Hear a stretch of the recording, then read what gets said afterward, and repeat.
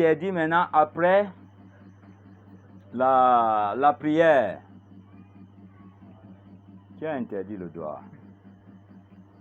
Celui qui interdit le doigt, dis-lui que donne-moi un argument de l'interdiction. Wama atakum rasula, wama nahakum anhu. L'interdiction, je ne veux pas que ça vienne de toi et de ton savant. Je veux que ça vienne du prophète. Parce que tout est déjà arrêté. Qui m'a interdit d'invoquer? On a interrogé le prophète sallallahu alayhi wa sallam. Ayyu du'a in asma'. Quelle est l'invocation la plus écoutée auprès d'Allah Azza wa Jalla? Il a dit quoi? Duburi Salawatul Maktubat. Ce sont les invocations qu'on a fait après les prières prescrites. Il y a combien de prières prescrites? Donc après chaque prière là, si tu fais l'invocation, elle est écoutée. C'est les invocations les plus écoutées. Ça, tu as le hadith propre. Dis-lui alors que j'ai un hadith, même si c'est daïf, c'est bon. Mais donne-moi alors pour toi qui est sahih, comment interdit. Je pense que j'ai même apporté ce hadith-là, ça fait longtemps quand même, dans le groupe. Je vais revenir, comme on a souvent notre coin de rendez-vous, je vais envoyer encore le hadith-là. Parce qu'il y a des têtes brûlées qui peuvent dire, non, quoi,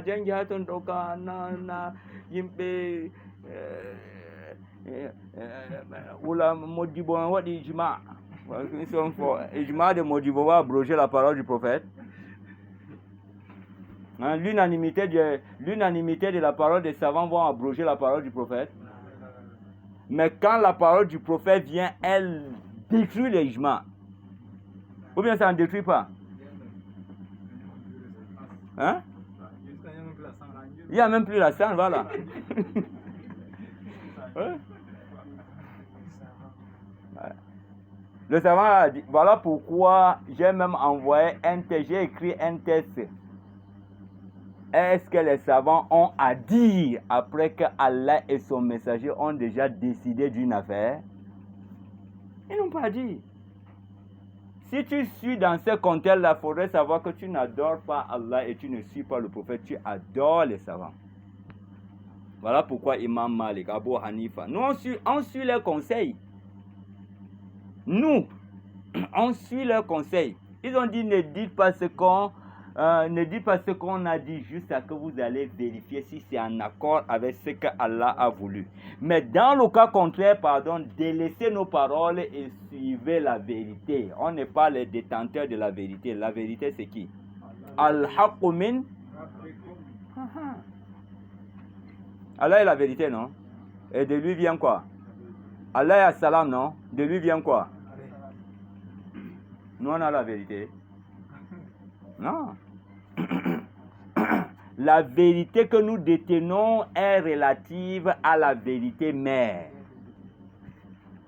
Personne n'est détenteur de la vérité. La vérité, elle est relative à la vérité elle-même. Et cette vérité n'est autre que Allah. Si tu dis que telle chose est vraie, on dit alors c'est rattaché à quoi? À Allah ou à quelqu'un d'autre? Allah dit quoi? Qul hatu burhanakum in kuntum. Apportez quoi? Vos arguments si vous êtes. Donc ça veut dire que si tu es véridique, tu dois rattacher ta vérité à un argument qui vient de qui? Allah. Et c'est Allah qui dit non. Qul hatu burhanakum. Demande-leur d'où est. Ou est un hatu burhanakum. Apportez vos arguments si vous êtes véridique. Donc si votre parole là est vraie, alors ça doit être relatif à la vérité. Apportez donc l'argument qui relie cette vérité que vous prétendez à la vérité d'Allah. Apportez vos arguments. Maintenant, toi, tu as dit quoi? Il y a la preuve qu'il y a possibilité de faire l'invocation après quoi? La prière. Maintenant, cette invocation, à quel moment est-ce qu'elle doit être faite? Est-ce que l'imam peut engager une invocation? Peut-être les mamous ont demandé, imam, fais-nous dua. Pourquoi? Parce qu'ils ont dit quoi? La yashtami umala'un yada'u ba'duhum wa yu'amminu ba'd illa ajabahumullah. Les gens ne se rassemblent pas. Qu'une partie invoque et une partie dit amin sans que Allah ne les exauce. Maintenant, les mamans ont ça. Maintenant, il dit, imam, fais-nous dua pour qu'on profite pour que notre dua puisse être mustajab.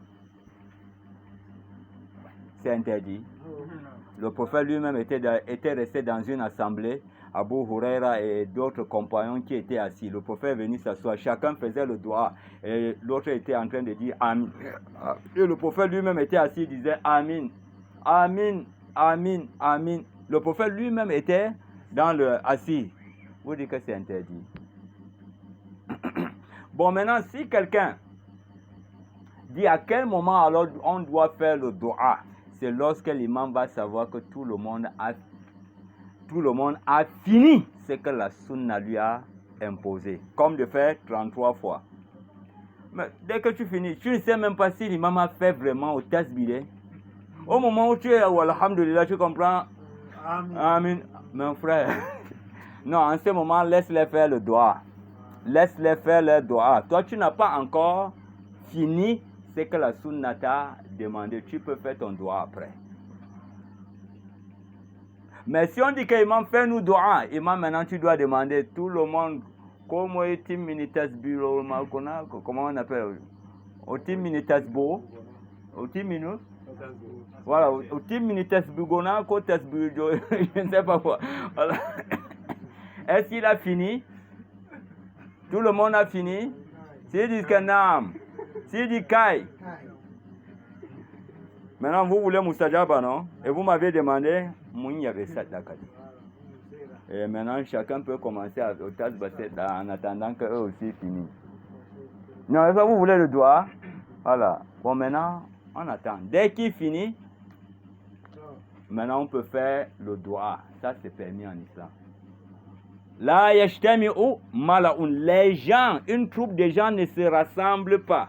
Yada'u ba'duhum, une partie d'eux invoque.